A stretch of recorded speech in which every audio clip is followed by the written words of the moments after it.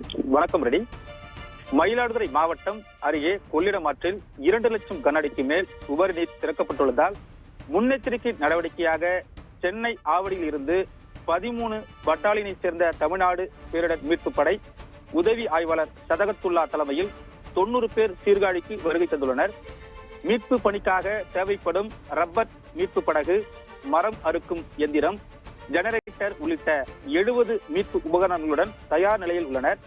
கொள்ளிடம் ஆற்றில் உள்ளே அமைந்துள்ள நாதல்படுகை, முதலைமேடு திட்டு, அலக்குடி உள்ளிட்ட பகுதிகளில் பாதுகாப்பு நடவடிக்கை மேற்கொள்ளப்பட்டுள்ளது.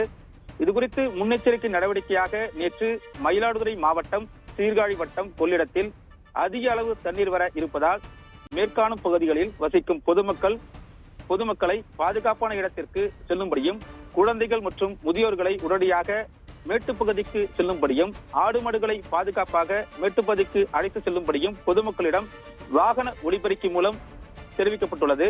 வட்டாட்சியர் இளங்கோவன் தலைமையில் மண்டல துணை வட்டாட்சியர், வருவாய் ஆய்வாளர், கிராம நிர்வாக அலுவலர், கிராம உதவியாளர், ஊராட்சி மன்ற தலைவர் ஆகியோர்கள் முன்னெச்சரிக்கை நடவடிக்கையினை தொடர்ந்து மேற்கொண்டு வருகின்றனர். இன்று காலை மயிலாடுதுறை மாவட்ட ஆட்சியர் மகாபாரதி கொள்ளிட கரையோர பகுதிகளுக்கு சென்று வெள்ள அபாய எச்சரிக்கை நடவடிக்கை குறித்து ஆய்வு மேற்கொண்டு வருகிறார். மேலும் பொதுமக்களுக்கு தேவையான அடிப்படை வசதிகளை, தேவையான முகாம்கள் அமைக்க மாவட்ட ஆட்சியர் உத்தரவிட்டுள்ளார். ரெடி.